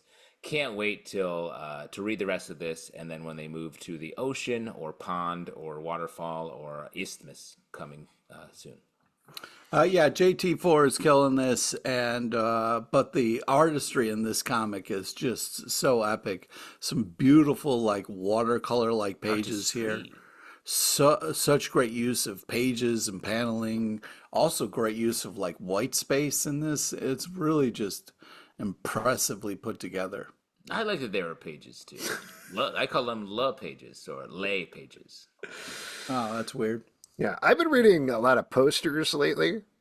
Mostly. Smart. They only have one page, if you would call it that. No, you could go to a lot of posters and just grab the edge and turn it really hard. Oh yeah, That's Okay. a nice thing But about but Spencer's then you gifts. can't see Einstein's tongue going like Yeah, like that. That is the number one poster because that Einstein is crazy. He's smart and fun.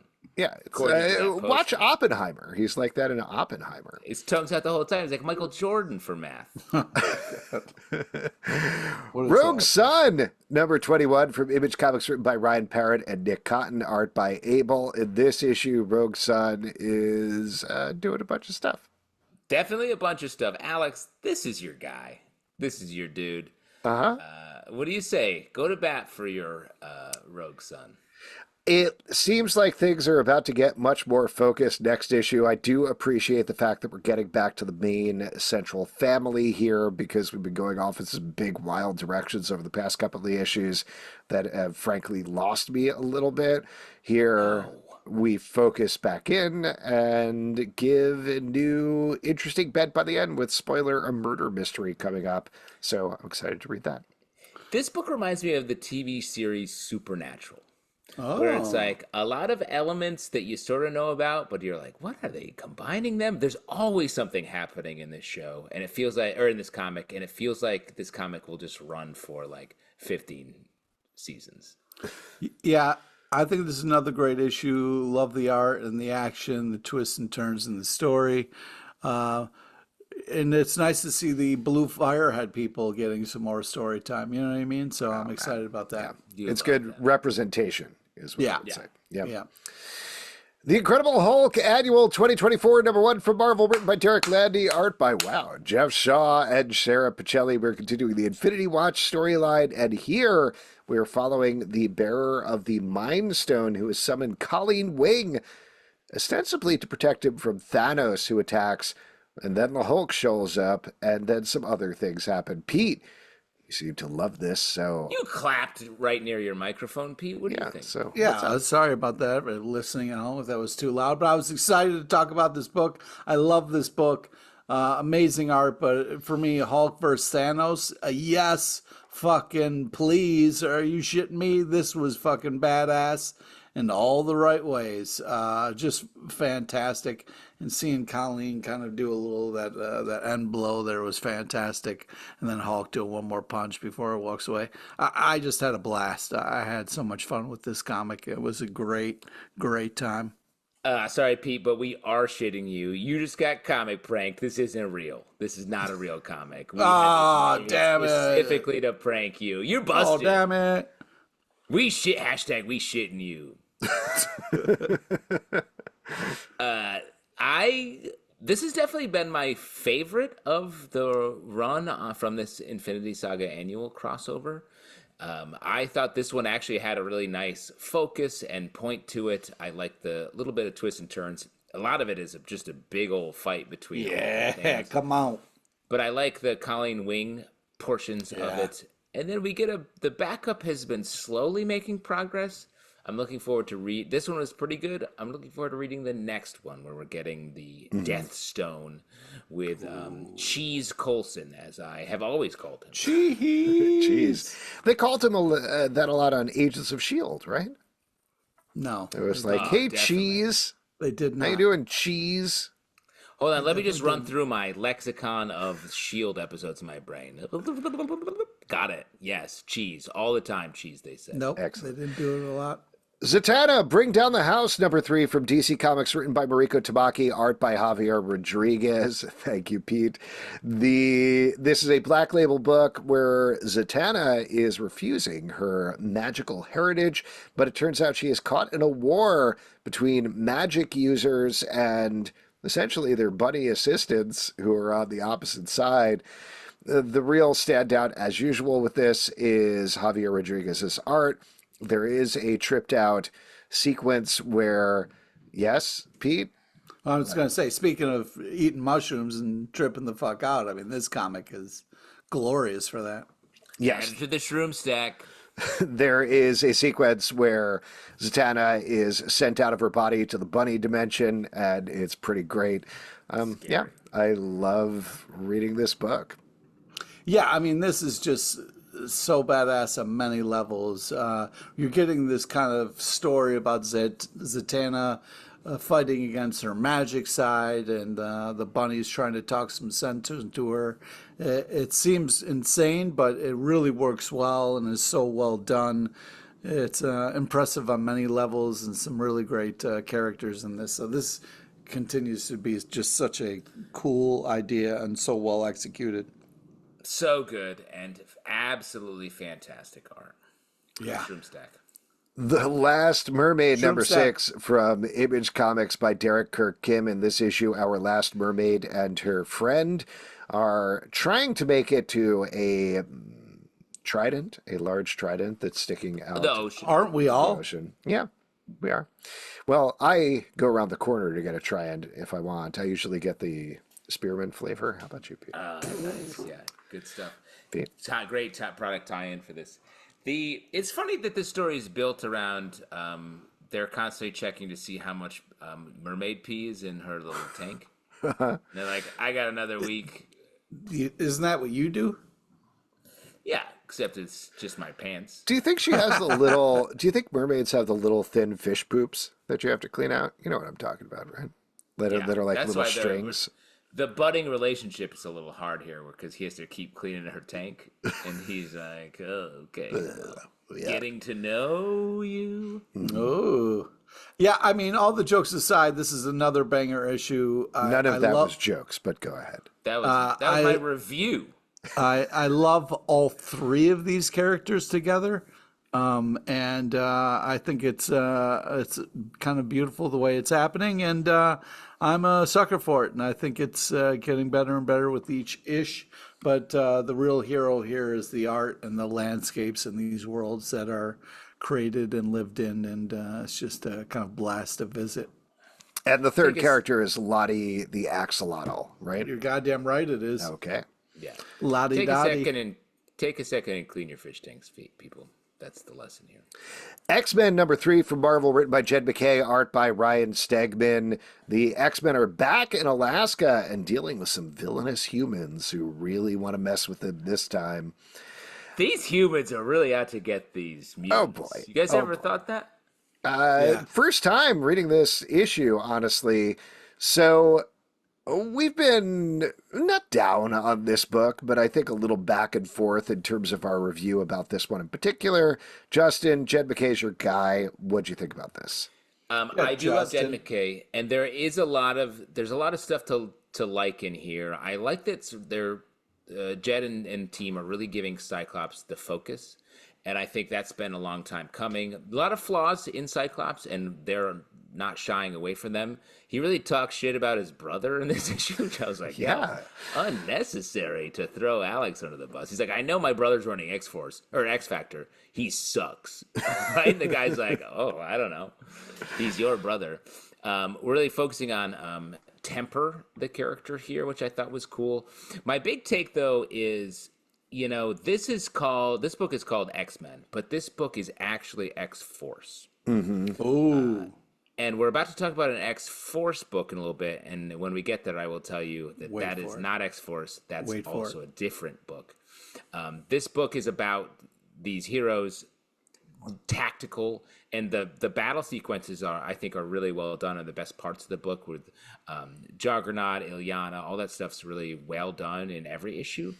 But the tone of the book, I want one of the lead X-Men books to have not this tone. This is very militaristic and very So your problem is the titling, really. Then it's a little misleading. Well, I think Zalbatron takes that stance a lot, or as I like to call him, a zombie. I think that the problem I have with this issue is just too much Cyclops. You know what I mean? Good criticism. Yeah, thanks. Thanks, man. Put that on the book, man, Yeah, no, that's really good. It feels so good to hear Yeah, you say no, that was really good.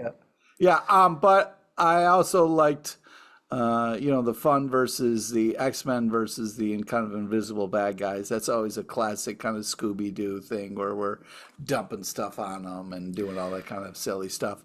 But I did have a kind of a classic X-Men feel to it, so I didn't hate it as much as you guys. Oh, my goodness. Interesting. What a flip. I didn't hate it necessarily, to agree with what Justin was saying. I do think there's a lot of light, funny dialogue throughout here, which I was missing in the first two issues. Jed McKay is good at that, and there's a good repartee with some of the characters. The thing that isn't working for me that we haven't mentioned yet is Cyclops. there's a lot of mysteries here, and I don't know how interesting the mysteries are. Specifically, like, something's going on with Cyclops. Spoilers for the end. It might be as simple as panic attacks, but maybe there's something else going on here. We don't know, but I don't know. I don't know why I need to follow this. Magneto is floating around in a chair. I'm not 100% sure why. It's mostly just confusing more than anything. We're going to find out what the Sentinel is, why they were in town, and why they took over this Alaska base, I believe in issue 6 or 7 or something like that. And that's also another mystery. I'm like, I don't know, they fought it, I guess, and Iceman froze it maybe or something. Like, there's just not... I'm not intrigued by anything that's particularly going on with this book, and that's a little bit of a bummer. But Ryan Stegman, good. The slash of temper walking out of the room, good. Everything about them being the no-kill X-Men team I thought was very nice, and talking about that and exploring that. So there's stuff to like in this book. There's a lot to like. It just feels a little like you're saying, Alex, just a little inside out. Like the mysteries are taking too long to unfold, when if we sort of set them up and moved through them, then we could enjoy this part more. Because this feels like the brash front end, but we actually need the mystery part here, I think. Yes. Batman Dark Age #5 from DC Comics, written by Mark Russell, art by Mike Allred and Laura Allred. In this issue, we are dealing with the death of one of Batman's girlfriends. Oh, man. Sorry, I've completely blanked on her name. Veronica Chase is what I want to say. Oh, nice. No, this is where Batman finally has to choose between Betty and Veronica. Yeah. Okay, Batman the decision. I believe it's Chase Meridian. Chase Meridian, yes, played by Nicole Kidman in Batman Forever. Right? Oh, sorry, are you waiting for applause? Yeah, what was that? Bravo, Batman Forever. I don't remember Nicole Kidman being in Batman Forever. Yeah, she was in Batman Forever. She played Dr. Chase Meridian. Wow. Yeah. I'm definitely not going to go back and watch that movie. I mean, it's bad. Do not. You must. No, I will not. Oh, you have to see it. The scene where Dr. Chase Meridian diagnoses him with a fetish for bats. There are several romances throughout history. Romeo and Juliet, obviously. Cleopatra and Marcus Aurelius, is that right? Oh, yeah, that's one of the more famous ones, for sure. And whatever that one was. And then, of course... Julius Caesar? Is that who you're thinking Dr. of? Chase Meridian and Batman. Dr. Chase Meridian and whoever she's dating. And honestly, in this book, there's not a lot of that relationship either. No, there's not. There's But we're just, like, making too Batman's much sad. fun for what is Yeah, actually a very good book that explores Thank alternate you. history. You get some amazing Alred art Come throughout on. here. And yeah, all the conflicts with Ra's al Ghul that they go through this issue are kind of sad in a purposeful way, just because they made this so ground level and realistic. I love how they're weaving in with the Superman Space Age book as well here. Great stuff. Yeah, you were getting a lot of amazing art stuff in this comic. Just unbelievable art. You get a bunch of stories in here, which is great. I loved the Batman Catwoman stuff, also the Justice League stuff, Barbara Gordon stuff. This is a great package, but Batman has this great line where Catwoman's like, "Hey, do you got a gun?" He's like, "Nope, I got something better," and then takes out the lights and says, "Night vision." I mean, come on, that's just sorry, I don't mean to clap so loud, but that's just good stuff.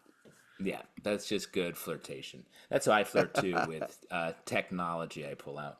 I want to shout out, this book just has great little comedic undertones to it. Oh, yeah. There's this one panel where Batman's talking to the Justice League, and he says, "I know you all have better things to do, and that one city might not seem like much," talking about Gotham City. And in the foreground, the Flash is like making his chip in a bottle. I thought it was so funny and weird. And it just is the tone of this book is so smart and fast. Yeah. Grommets, number 4 from Image Comics, written by Rick Remender and Brian Posehn, art by Brett Parson. We're following a bunch of skater punks in the 90s as they romance some girls. They're getting ready for a house party here, while both of our main characters are going through some big changes of their own. I love how slice of life this is. I keep waiting for the other shoe to drop and, like, aliens to attack or something absolutely insane in Image Comics to happen, but nope. This is just like a 90s Richard Linklater comic book. Yeah, I mean, the 90s were real. They happened. And in the 90s, people's dads were scary as fuck, man. And this comic does a great job of, like, really kind of bringing that back in such a creepy, fucked up way. But, yeah, I mean, this is... the nostalgia factor is high for me here, and this is a heartbreaking kind of story. Feels like a classic Remender situation here. This is such a pleasure to have in the stack because it is removed from so much of the like big twists and turns and superhero action and whatnot that we read a ton of, because it is like very down to earth, rooted where it is in the 90s, and you just see these characters trying to get by as teens. But there is twists and turns that happen in this everyday life here. You know, I mean, the bombshell that gets dropped in this. Teenage life is all twists and turns, bro. Dude, a friend of mine moved away at the start of high school. You know what I mean? I don't know if that guy's all right or not. You know? Yeah. No way of finding out. Alexander Zalbin. About a zombie? You guys were best friends growing up, and you just haven't even reconnected. We both, we would skate, do a bunch of shrooms, and read Archie. The way Alex says skate, you know it's real. Oh, yeah. You can just tell. We would skateboard down. I'm glad I snuck sidewalk. by with the shrooms thing, though, right? The shrooms was legit. Definitely passed the test. Okay. It's more when you said skate. Skateboard. Amazing. My skateboard, so I may totally shred an eye. I'm going to do a 180. Amazing Spider-Man number 56 from Marvel, written by Zeb Wells and Lee Gatlin, art by John Romita Jr., Andre Genolet, Ramon Rosanas, and Lee Gatlin. This is the big anniversary issue as we finally get the conflict we've all been waiting for with Tombstone and Spider-Man. It all goes down in this issue, but twists. Real quick, I just have to pull out my quotable Pete real quick and say, let me just look through this a little bit. There's a lot of quotes in here.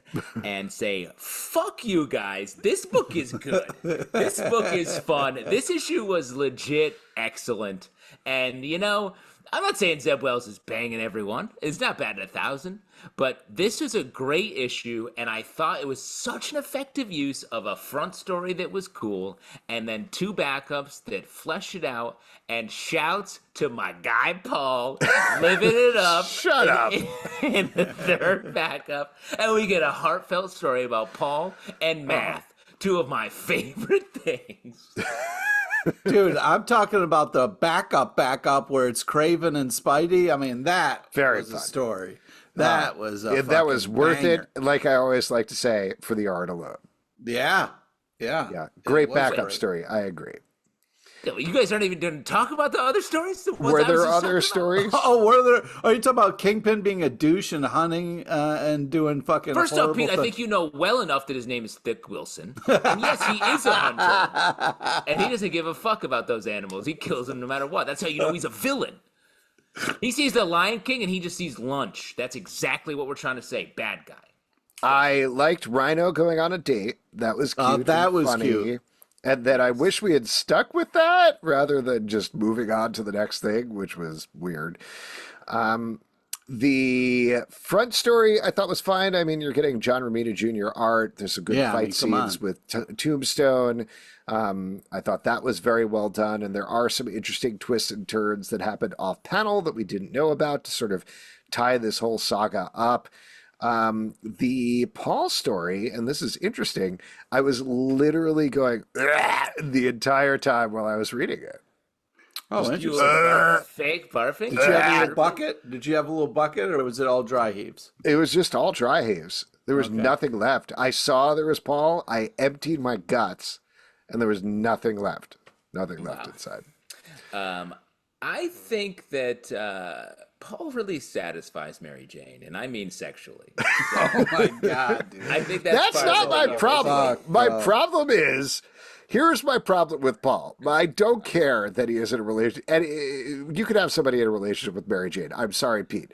My problem here is Paul is just some guy. His defining characteristic is that he has a man bun and a beard. That's all I know about him as a character. And he even loses that for most of this story. And instead just has a mustache. And I was like, well, that's a different character, clearly. It's funny you say that, though, because this story literally is like, he's not just a dude with a man bun. He's from another dimension where his dad made solid math. He made 3-dimensional hardcore math. And he's on this mission to, like, I just thought, like, Well, I think the interesting thing is that guy sucks too. He like 3D printed math. No, I want to get back to Thick Wilson, and it's a weird moment where Tombstone and him are talking, and Thick is like, "Yo, in the jungle they just murder. You know what I mean? It's just how things are." And Yeah. speaking of which, I wish I could murder my kids. How about you, Tombstone? Huh? You ever just He doesn't like- say that. He says been on a he safari. I'm would. paraphrasing. I'm that's what it's paraphrasing. like. Have you ever been on vacation? Have you ever been away from your kids? Because Makes you want to murder people? Is that what you're just saying out loud? Anytime I go on vacation, I'm like speed dialing the horror clown, and I'm like, get over here now. I need Oh you. my god! can I tell you guys, actually, this is apropos of this conversation, and this is true. Can I tell you guys a thing that my kids asked me the other day? Can we listen to your podcast? No, No. never. Please also do not ever go back through the Yeah, you archives. threw your kids under so many buses Yeah. and have been horrible to them. Guys, I'm obsessed with the idea that someday we'll be dead and this podcast will still be online, and descendants of us will be like, what the fuck are these idiots talking about? Why did my grandfather talk thought I about loved it. Thick Wilson? So hard. So he much. went so hard on Thick Wilson. Oh man, I thought I loved that guy, but I do not. I thought I loved my Exactly. grandpa, but it turns out I don't. Gotham City Sirens #4 from DC Comics, written by Leah Williams, art by Brandon Stein and Daniel Hilliard. This is the final issue of this 4-week event that is bringing together, I'm so sorry, No. Poison Ivy, Catwoman, and Harley, along with White Rabbit and Dumb Buddy, the large version of White Rabbit, to fight against Punchline. I just thought this was a goofy blast from front to back. Just an enjoyable 4-issue series. Yeah, and the one thing you're leaving out is the art's unfucking believable as well, along with this goofy blast. Yeah, this kicks so much ass. I mean, such a great time. Great use of Punchline, which I didn't know I'd say out loud, but man, yeah, just funny, badass, and I love Dumb Bunny. I didn't think I would like Dumb Bunny so much, but really, I'm a huge fan. Dumb Bunny's a star. What a great extension. I agree. The art is very fun. I didn't expect this book to be as funny as it is, and I think they did a great job with that. Yeah. Something is Killing the Children, #40 for Boom Studios, written by James Tynion IV, art by Werther Dell'Edera. We are continuing Road Stories, basically Erica Slaughter Year Zero, where we go back in time and check in with her in various adventures. This one, we have been, and I say that as a complimentary oof. We have been digging very deep into the psychology of Erica, but this one not only digs into the job she needs to do killing monsters, but it also has some very strong things to say about gun control in this issue. It is a hard read, one that I was not expecting from this series, but incredibly well done. Yeah, this is amazing. Very touching. Very just has some real emotions in there. I was very moved and impressed with this comic. And amazing art as always. Harsh read. I said this before, but I feel like these road stories have been my favorite arc on this, going all the way back to the Which is impressive because they all have been really great. Yeah, but this one really explores the character in a ton of different situations, and I've been really enjoying that. Well, and just to throw out there, I don't know if this is true. I haven't read anything about this, but I do wonder if this is the point of this series. Like, if the metaphor that James Tynion is dealing with, something is killing the children, in the real world, it's guns. Guns are killing the children, and it is this omnipresent threat that the children could see and the adults cannot, and the adults are ignoring. So it could be all manner of things, but I do feel like this is, hey guys, if you didn't get this for the past 39 issues, this is what we are saying here in this issue. Potentially. Interesting. I don't know. That's really smart. NYX. More, like, I thought it was more like, as you get older, you kind of just die. It was more like the imagination and all the craziness of the youth just kind of. Yeah, it might not be. This is just me putting it together with this issue and making a guess. So, Pete, you're saying that the thing that's killing the children is puberty? Well, that's an interesting thing because that's kind of a monster in itself. But I just meant like life is this kind of awful monster that sucks away all your creativity and fun, and you kind of get to see the world as it really is. And it's fucking something is killing the humans. Life is killing them. The number one killer of humans? Life. Something's killing the adults. Pete's popular spinoff, and it's just work. Having to carry these goddamn boxes for my goddamn brother. That's what's killing me. NYX, #2 for Marvel, written by Colin Kelly and Jackson Lansing, art by Francesco Morderito. We are following a bunch of the younger X-Men characters in New York. Particularly, we're focusing in on Laura Kinney, a.k.a. the Wolverine, in this issue, as she's trying to investigate a weird crime ring that's happening in New York. Turns out, spoiler here, it's actually fronted by Mojo in a new riff that I thought was so smartly done. Yeah, really well. I really liked the first issue of the series, loved the second issue, and I am so excited to see where this goes. This is a great team of characters, a great creative team, some awesome villains that are being arrayed against them. Very exciting. Yeah, I agree. It's just such a great use of Laura here, and also really impressive use of Mojo. Kind of a joke villain, but impressive what's done here. And yeah, art's unbelievable. Great action, great story, and a great team on this that's really executing well.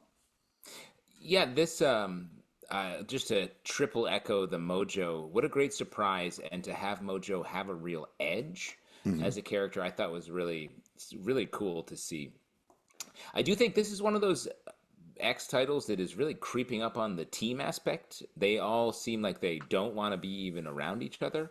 So I'm, curious to hear how the team, if there will be a team dynamic, or if it really is just going to be like, these are the mutants that live in New York, and here are their stories. Yeah. We'll see. Green Arrow, number 15 from DC Comics. Written by Joshua Williamson, art by Aman K. Nahulpan. We are tying into Absolute Power here. Green Arrow is on Amanda Waller's side, but the rest of Team Arrow is trying to figure out what she's up to and stop her by investigating the Amazo robots.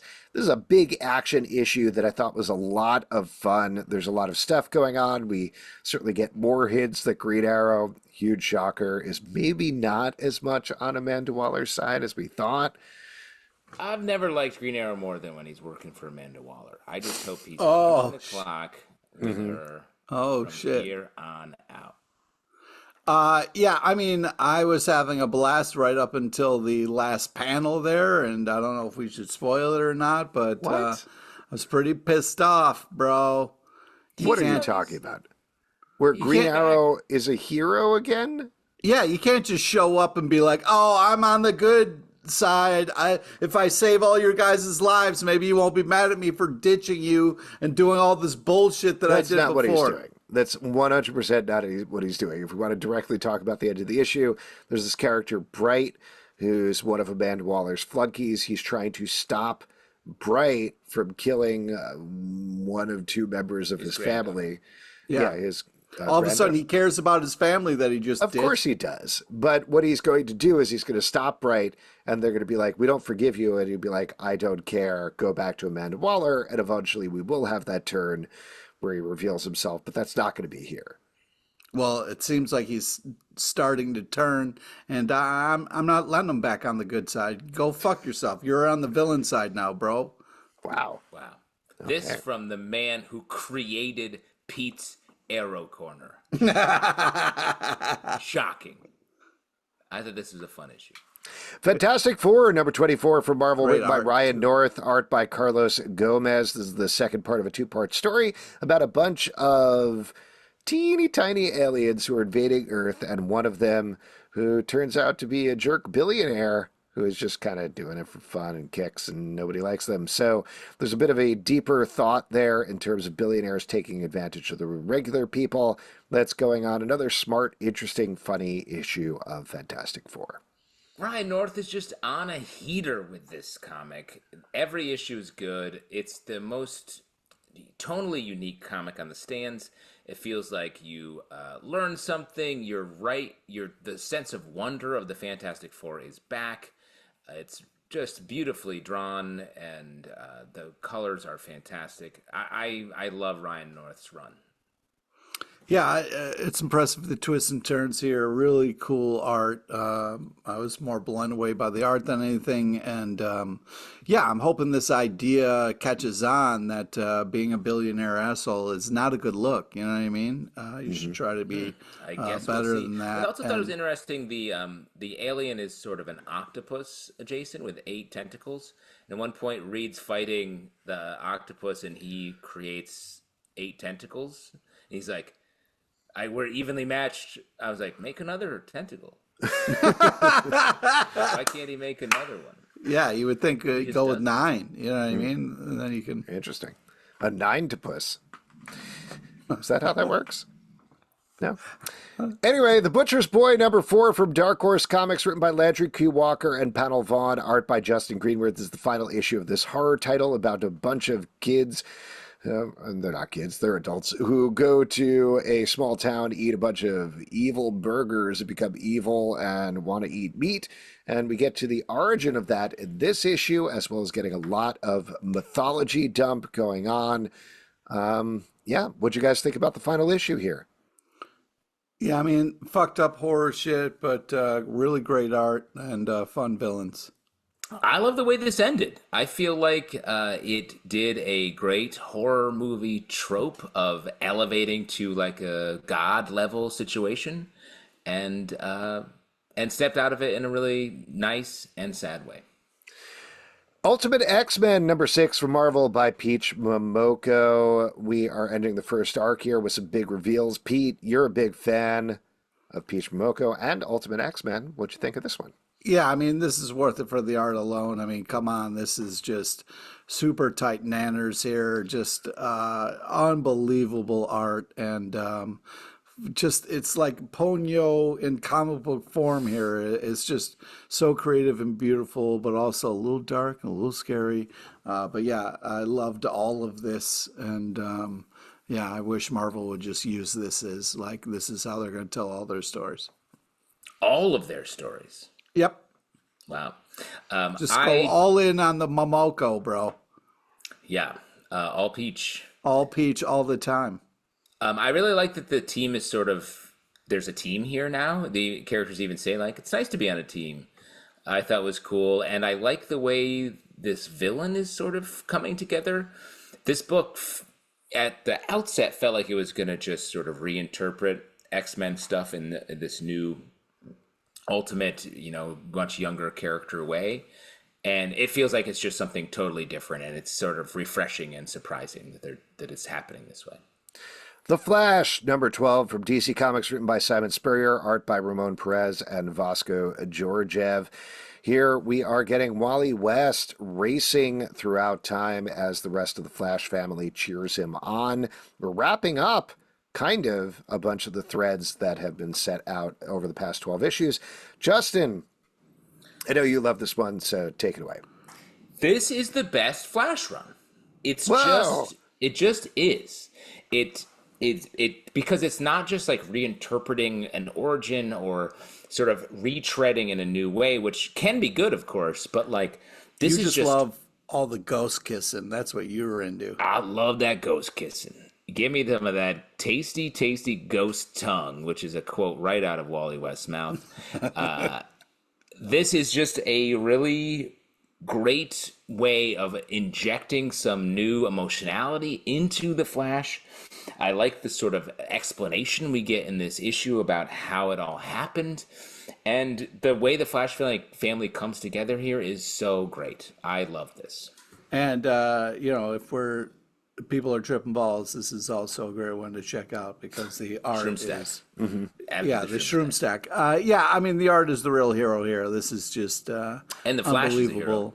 Nope, art is the art's the real hero here. All the Flashes. Love the panel work and the writing.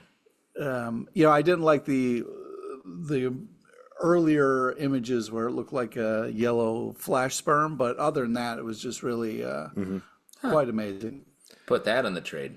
Yeah, it's beautiful though. Yeah, it just is. Have you seen The Miracle of Flash Life? The film with the yellow. Who hasn't? Yes. Every time I close my eyes, I see it. Every time? Yeah. Wow. X-Force number 2 from Marvel, written by Jeffrey Thorne, art by Marcus Toe. We are following Forge's team, which is a proactive team going after fracture points. Bad things happening in the world here. They head to Wakanda to stop Fracture Point, which is a mystical drum that is turning back time and may infect the entire world. I really enjoyed this issue. I thought this was fun. And good focus on Sage, a character that I don't particularly get, but I thought they did a good job of explaining her here and digging into her. But Justin, she's I'm a very Roomba. curious. Yes, that's not what it is. She's not a Roomba. Yeah, Justin, how She's a dare you computer. say She's a living computer. That's what a Roomba is, Alex. No, she's like a Siri or an Alexa. No, my Roomba, if Roomba versus Siri, Roomba wins every time. Nope. Oh, man.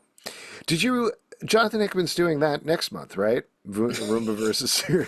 Yeah, in his office, he just is just constantly. If I may, this is a No, fun hold on. Other Justin, I have a question for first Justin. Yes. Justin, you had teased earlier that this has Yes. another title. What is the other title? In this world where X-Men is actually X-Force, you know what X-Force is? Alpha Flight. This book is Alpha Flight. Okay, that's a good call. I didn't know what you're going to say, but you're right. This book is like, it's these characters who are just, have a medium-sized organizing principle around them, and they're like, let's all do this stuff. They're like, we're dealing exclusively with magic for a while. I'm like, this is so, or Excalibur. It's in that I'll give very, you Excalibur. yeah. So like, I don't know. I like this book. These aren't knocks. I'm just, the way the X books feel just like slightly off in a way, sort of across the board, except for Gail Simone's Uncanny X-Men. Yeah, I enjoyed this. I thought this was fun. Like the last panel, great art, great story. Also, like I like the the talk about how much they hate magic, and there was some fun comedy bits in this. So I really thought this was a good X-Men title or Excalibur title. But yeah, I enjoyed it. And that is it for the stack. If you'd like to support us, patreon.com/Comic Book Club. Also, we do a live show every Tuesday night at 7 p.m. to Facebook and YouTube. Yeah, come hang out. We would love to chat with you about comic books. Apple, Spotify, Android, or the app of your choice to subscribe, listen, and follow the show at Comic Book Live on Twitter/X, Comic Book Club Live on TikTok and Instagram, comicbookclublive.com for this podcast and many more. Until next time, we'll see you at the Comic Book Club. Yeah. 0 hour for life.